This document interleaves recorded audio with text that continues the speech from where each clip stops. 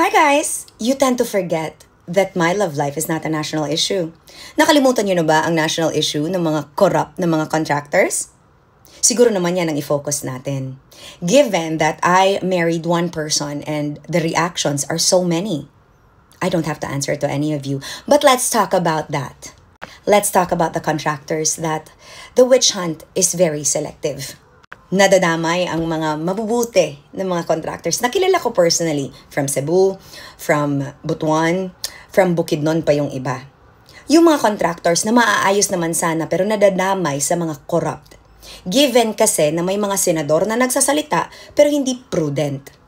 Ang kahirapan kasi niyan, you can be credible, you can be honest, but hindi lahat ng impormasyon na sinasabi mo, my dear senator, ay totoo. And dyan talaga tayo nagkakamali. Because it doesn't mean that you come from a place of authority, that kuno you are fighting against corruption, pero yung sinasabi mo mismo ay hindi naman lahat totoo.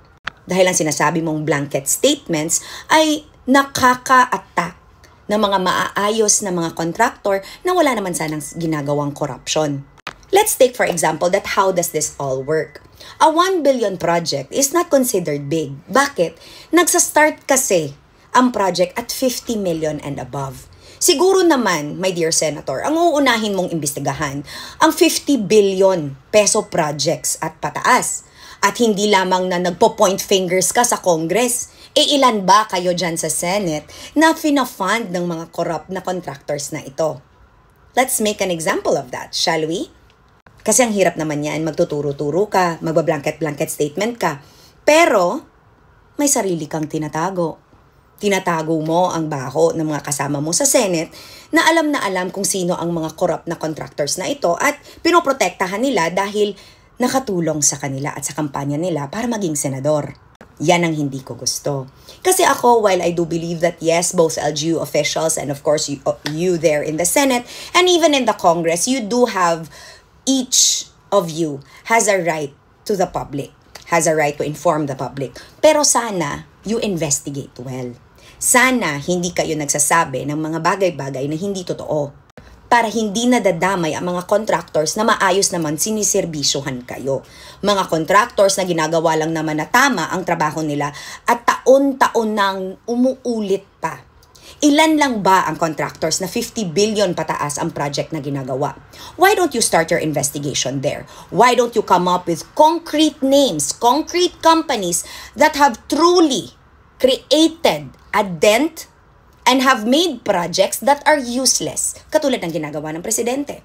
May project sa isang lugar, pinuntahan niya, nakita niyang useless, in-expose niya sino may gawa, doon na ginawa ang kaso kasi yan dapat. Hindi na ginagawang witch hunt na unfair, na nadadamay ang mga maaayos at ako mismo nasasaktan ako dahil alam ko naman na yung mga maaayos, maaapektuhan ang mga negosyo nila at sino ba ang kawawa? Ang mga bilyonaryo bang may-ari ng mga contracting companies or construction companies? Hindi. Ang kawawa ang mga tao sa baba. Ang mga construction workers, ang mga engineers na nadadamay. Yun ang mga yon. Just because you see one ultra-corrupt contractor be interviewed in the media, automatically lalahatin mo na silang ganon? Hindi naman ata fair yung ganon, my dear Senator. Hindi rin naman talaga din tama na yung mga kakampi mo pa, fake news ang sinasabi. Ang kahirapan kasi niyan ng mga vlogger kasi ngayon, maiingay pati love life ko inuuna. Unahin nyo kayang imbestigahan ang dapat para sa mga tao. Ang dapat na kinukutya ay ang mga contractors na totoo naman na talagang corrupt. Puntahan nyo ang lahat ng lugar sa Pilipinas. Tingnan nyo ang isang project. Kung sira-sira ba ang sabihin natin ang 100. Investigate kung sino may gawa. Investigate kung ilang taon at kung ano at magkano ang project na yan. And expose that. Not the details of my love life na wala namang kinalaman sa'yo. Pero yun nga, I'm not gonna tell you what you have to do given that you make more money by talking about me, diba? Ang akin lang, since ang responsibility ko naman ay para sa taong bayan, yun lang ang sinasabi ko. Be careful, my dear Senator, sa mga sinasabi mo dahil you will lose good people who are serving the Filipino people well. Hindi lahat ng mga contractors are evil and corrupt. Hindi dapat nila lahat dahil hindi rin fair yan. Hindi fair given that they are only doing their businesses that help thousands of Filipino people.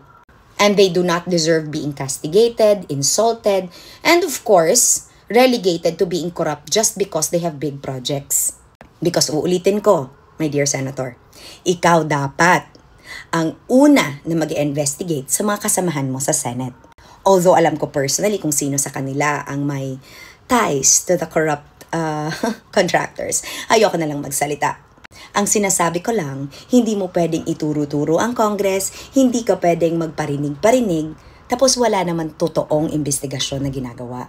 While the Senate hearings are in fact very helpful, I just hope that they come up with specific persons involved. Hindi na iisahin nyo lahat hanggat sa wala na talagang contractor na tutulong sa Pilipinas niyan. Kayo po ba ang magmamasa-masa ng mga daan? Kayo po ba ang magiging construction worker at hindi na senador? Sige, pag-isipan nyo ng mabuti. Because uulitin ko, you can be credible, you can be honest, you can be frank. But the thing is, it all goes away when you're no longer truthful. Because half-truths do not make full truths. And they are not the same. Ingat! I will be channeling the Chris Clarigo energy. I love it. I love it. Yan talaga dapat ang energy. Ang lamang na lang talaga boobs. I really will get the boobs by the end of the year. Pero dapat ganyan lang. If you wanna hear a rumor about me, hear it again. Hear it again and again and again and again. And paniwalaan mo pa, I don't give a fuck. Because my life is great. It's peaceful. I've managed to remove the evil spirit from our home for Ghost Month. I'm so excited for the things that's gonna come for our family, the trips I have planned, and the enhancements I'm gonna go get.